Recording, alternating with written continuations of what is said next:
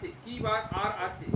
ঠাকুরকে দেখো, তিনি কোনো ভাষণ দিতে পারতেন না, কিন্তু তার প্রভাবটি দেখো। আসলে যেটি প্রয়োজন সেটি হলো পবিত্র হৃদয়, সৎ উদ্দেশ্য, সেটি অন্যদের প্রভাবিত করতে পারে। তাহলে আসল হচ্ছে কি না, সেটা হলো পবিত্র একটা হৃদয়, আর আমাদের উদ্দেশ্য যেন সৎ হয়। তাহলে উদ্দেশ্যটা সৎ হওয়াটা আসল। ঠাকুর শ্রীরামকৃষ্ণ বলছেন, আন্তরিক ঈশ্বরকে যে জানতে চাইবে তারই হবে। আন্তরিক ঈশ্বরকে যে জানতে চাইবে তারই হবে। হবেই হবে, শুধু হবে বললেন না, কি বললেন? হবেই হবে। যে ব্যাকুল, ঈশ্বর বই আর কিছুই চায় না, ঈশ্বর বই আর কিচ্ছু চায় না, তারই হবে। ঈশ্বর বই আর কিছুই চায় না, তার হবে। শ্রী হিত প্রেমানন্দজি মহারাজকে প্রশ্ন করা হয়েছিল, চাতকের মতো অনন্যতা ভজনে কিভাবে আনা যাবে? চাতকের মতো অনন্যতা ভজনে কিভাবে আনা যাবে? উত্তরে মহারাজ বললেন, গুরু কৃপায়। এতে নিজের প্রয়াস তো অবশ্যই থাকবে। তাহলে কি হবে, কিভাবে আনা যাবে? প্রথমে উত্তর দিলেন গুরু কৃপা, এটা এক নম্বর। এতে নিজের প্রয়াস তো অবশ্যই থাকবে, আমাদের তো চেষ্টা করতেই হবে, কিন্তু প্রাধান্য হচ্ছে গুরু কৃপা। গুরু প্রসন্ন সাহিব অনুকূলা, মিটি মলিনা মন কল্পিত সুলা। যে গুরুপদ অম্বুজ অনুরাগী, তে লোকহু বেদহু বড় ভাগী। যে গুরু চরণ রেণু শির ধরই, তে জনু সকল বিভব বশ করহি। অযোধ্যা কাণ্ডতে রয়েছে, রামচরিত মানস।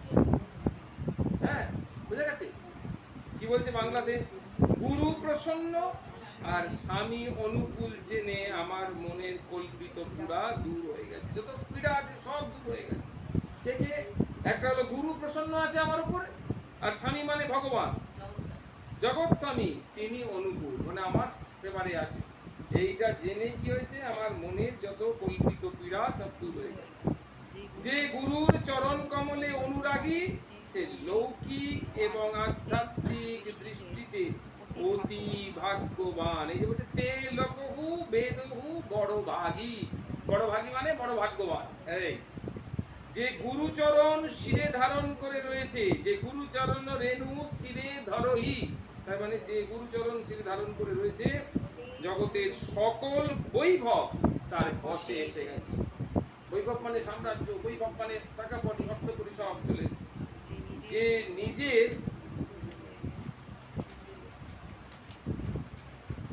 গুরুদেবের চরণের উপাসনায় তন্ময় হয়ে গেছে, বুঝেছো? দেখো নরম, যে গুরুদেবের চরণের উপাসনায় তন্ময় হয়ে গেছে, সে ইষ্টের প্রতি চাতকের ভাব রাখতে পারে, অন্যথা হতে পারে। সে চাতকের ভাব রাখতে পারে, আবার অন্যথাও হতে পারে।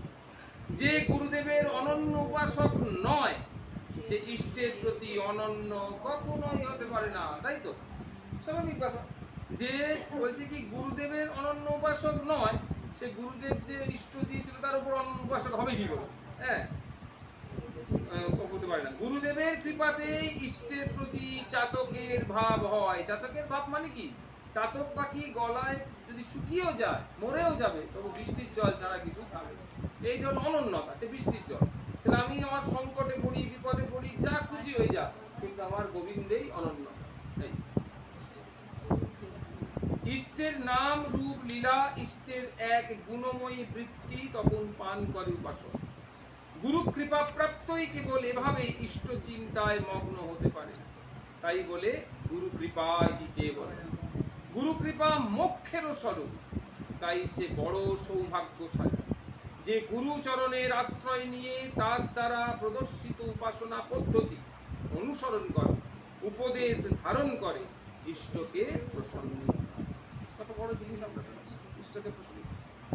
ধীরে ধীরে তার ইষ্টের প্রতি এত অনন্যতা এসে যায়, সেই অনন্যতায় চাতকের ভাবে স্ফুরণ হয়। প্রেমে অনন্যতাই হলো চাতক স্বরূপ।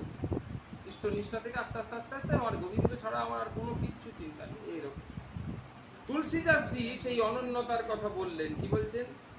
বনে তো রঘুবর তে বনে, বিগড়ে তো ভরপুর, তুলসী ঔরন্তে বনে, না বনবে পরধু। সবকিছু কেবল রঘুনাথের কৃপায় যেন হয়, আর যদি না হয় কোনো পরোয়া নেই, অর্থাৎ তিনি ছাড়া আর কিছুর ওপর নির্ভর করতে পারবো না। যদি রামচন্দ্র কিছু করেন তো করলেন, আর যদি দেখা যায় রামচন্দ্র কিছু করলেন না তো আর কিছু করলেন না, আমি তাহলে রামচন্দ্রকে ছেড়ে অন্যের উপর নির্ভর করব, এটা কখনো হবে না। বোঝা যাচ্ছে? তাতে আমার জীবনে যাই ঘটুক। পূজ্য হনুমান প্রসাদ পোদ্দার একটি লীলার বর্ণনা করেছিলেন গোপীদের অনন্যতা প্রসঙ্গে। একবার গোপীজনের মধ্যে ভগবান রাজরাজেশ্বর ও স্বামিনী শ্রীমতী রাধারানী বিরাজমান। সবাই প্রেমময়ী চর্চায় মগ্ন হয়ে রয়েছেন। এমন সময় শ্রী গোবিন্দ অন্তর্ধান হলেন। ব্রজলীলা তিনি অন্তর্ধান হতে পারেন, কিন্তু নিকুঞ্জ ভবনে তিনি কখনোই অন্তর্ধান হতে পারেন না। গোপীজন হা কৃষ্ণ করে খুঁজতে শুরু করলেন। তারা নিকুঞ্জে পৌঁছে গেলেন। তিনি দেখলেন পিয়াজু তো আসেনি। তিনি তাদেরকে এই চতুর্ভুজ রূপ দেখালেন। গোপীজন কাছে গিয়ে এমন রূপ দেখে প্রণাম করে বললেন, হে চতুর্ভুজ নারায়ণ, আপনি এমন কৃপা করুন। মানে চতুর্ভুজ নারায়ণ কে? কৃষ্ণ। কৃষ্ণ চতুর্ভুজ নারায়ণের রূপ ধরে গোপিনীদের দর্শন করাচ্ছে, আর গোপিনীরা তাকে চিনতে না পেরে চতুর্ভুজ নারায়ণের কাছে কি প্রার্থনা করছে? বলছে, দেখো, হে চতুর্ভুজ নারায়ণ, আপনি এমন কৃপা করুন যাতে আমাদের প্রিয়তম শ্যামসুন্দর শীঘ্রই আমাদের নেত্রগোচর হন। এটা বোঝা গেল? ভগবান ব্রজলীলা করছিলেন গোপিনীদের সঙ্গে, সেখানে রাধারানীও ছিলেন। হঠাৎ ব্রজলীলা করতে করতে সেখান থেকে অন্তর্ধান হয়ে গিয়ে নিকুঞ্জে চলে গেলেন। এবার গোপিনীরা সমস্ত জায়গায় খুঁজছে, হা কৃষ্ণ, হা গোবিন্দ, কোথায় তুই? খুঁজতে খুঁজতে খুঁজতে গিয়ে তারা যখন নিকুঞ্জে পৌঁছলেন, তখন ভগবান তাদের দর্শন দেওয়ার জন্য শ্রীকৃষ্ণ রূপ পরিত্যাগ করে চতুর্ভুজ রূপ ধারণ করলেন। চতুর্ভুজ রূপ তো কৃষ্ণই ধারণ করলেন, কিন্তু গোপিনীরা গোবিন্দকে ওই চতুর্ভুজ রূপে চিনতে পারলো না। তাদের কিছু বাবু নারায়ণ, আপনি এই রূপে এখানে দাঁড়িয়ে আছেন, যদি আমাদেরকে একটু কৃপা করেন। কি কৃপা করবেন? না, ওই ভগবান শ্রী গোবিন্দ ব্রজলীলা থেকে অন্তর্ধান হয়ে গেছেন, আপনি কৃপা করে যত শীঘ্র পারেন ওই গোবিন্দ যেন আমাদের নেত্রগোচর হয় তার ব্যবস্থা করুন। বুঝে গেল? হ্যাঁ, শীঘ্র। আমাদের যশোদার ক্ষেত্রে বা ওই গোপিনীদের ক্ষেত্রে এরকম দেখা গেছে, যেই দেখা গেল যে কোনো একটা অসুর বধ হয়ে গেল, সকটা অসুরকে লাঠি মেরে মেরে দিল, বকাসুরে এই চালা করে দিল, যশোদা এসছে, বলে, মা দেখো কিরকম কাণ্ড, ভগবান কিরকম কাণ্ড করেছে। ও তখন, না নারায়ণ, না, আজ আমার ছেলেকে তুমি রক্ষা করেছো নারায়ণ। মানে কি বলছি যে না, তোমার ছেলেই হচ্ছে আসল ভগবান। তুই এরকম বলিস, এরকম বলিস না, আমার ছেলে আমার গোবিন্দ।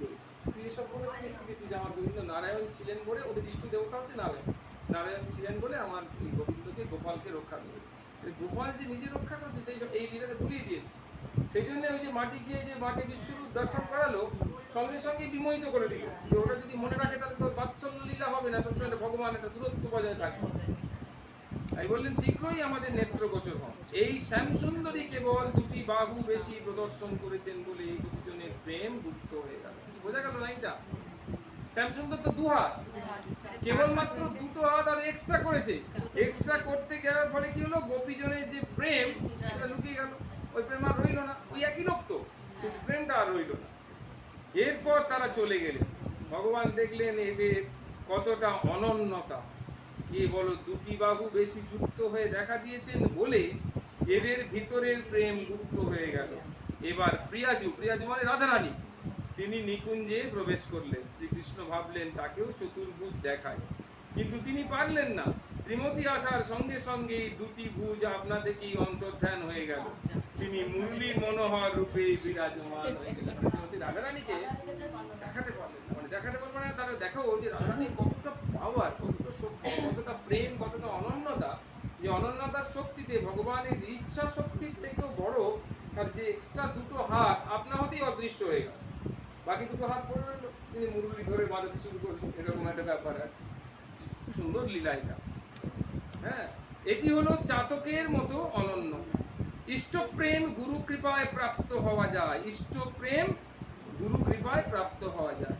ইষ্ট অনন্যতা সেটাও গুরু কৃপায় প্রাপ্ত হওয়া যায়। বর্তমানে লক্ষ লক্ষ লোক গুরু প্রাপ্ত হয়েছে, কিন্তু গুরুর উপদেশ পালন করে না। প্রতি সমর্পণের ভাব নেই, গুরুর প্রতি ভাব নেই, গুরুকে সাধারণ মনুষ্য মনে করে। কিন্তু গুরু সাক্ষাৎ পরম ব্রহ্ম, এইভাবে থাকলে মোক্ষ প্রেম দুর্লভ নয়।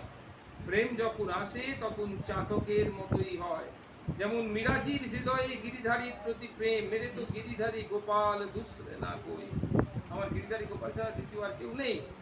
শ্রীমা সারদা বললেন, বাবা ঠাকুর দয়া করবেন, তাকে ডাকো, আর সৎসঙ্গ করো, সাধন ভজন করো, ঠাকুরকে ডাকলে সব হবে। এই সংসারে সুখ দুঃখ ভালো মন্দ আছেই, যার যখন সময় ঠিক আসে এবং ভোগ করিয়ে নেয়। মনে জোর করতে হয় আর ঈশ্বরে মন রাখতে হয়।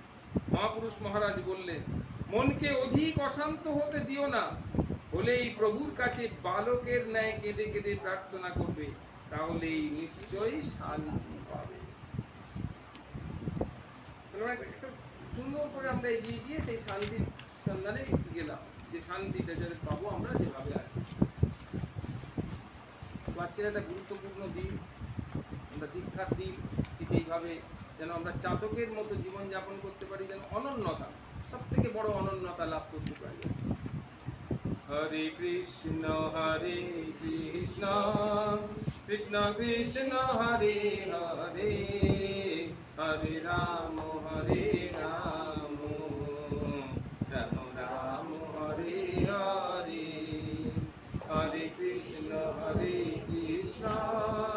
কৃষ্ণ কৃষ্ণ হরে হরে, হরে রাম রাম রাম হরে হরে। হরে কৃষ্ণ কৃষ্ণ কৃষ্ণ হরে হরে, হরে রাম রাম রাম হরে হরে। হরে কৃষ্ণ কৃষ্ণ কৃষ্ণ হরে হরে, হরে রাম রাম রাম হরে হরে। হরে কৃষ্ণ কৃষ্ণ কৃষ্ণ হরে হরে, হরে রাম রাম রাম হরে হরে। হরে কৃষ্ণ কৃষ্ণ কৃষ্ণ হরে হরে, হরে রাম রাম রাম হরে হরে। হরে কৃষ্ণ কৃষ্ণ কৃষ্ণ হরে হরে, হরে রাম রাম রাম হরে।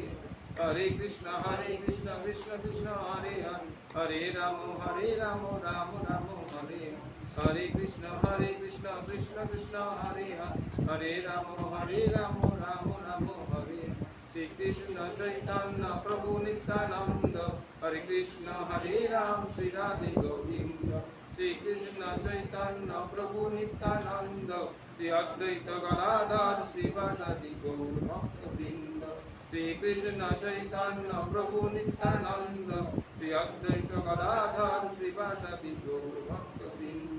হরি বল হরি বল হরি বল মনামার, হরি বল হরি বল হরি বল প্রাণামার।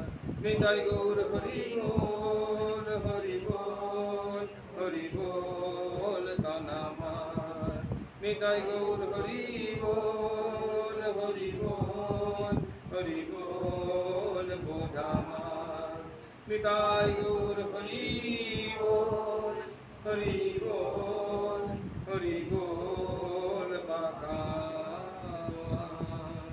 রামানন্দে প্রেমানন্দে হরি হরি বল। নিতাই গৌরনাথ প্রেমানন্দে হরি হরি বল। ভাগবত ভক্ত ভগবান প্রেমানন্দে হরি হরি বল। শ্রীমৎ স্বামী রঙ্গনাথ আনন্দজি মহারাজ প্রেমানন্দে হরি হরি বল। দীক্ষা দিবস প্রেমানন্দে হরি হরি বল। মন্ত্র ইষ্ট গুরু প্রেমানন্দে হরি হরি বল। জয় রাধে শ্রী রাধে জয় রাধে শ্রী রাধে জয় রাধে। প্রিয়তাং পুণ্ডරීकाक्षं सर्वयोगे स्मरो हरि। तस्मिन् तुष्टे जगत्तुष्टं प्रणीते प्रणीतां जगत्। एतत् सर्वकर्मफलं श्रीहरिनारायण चरणे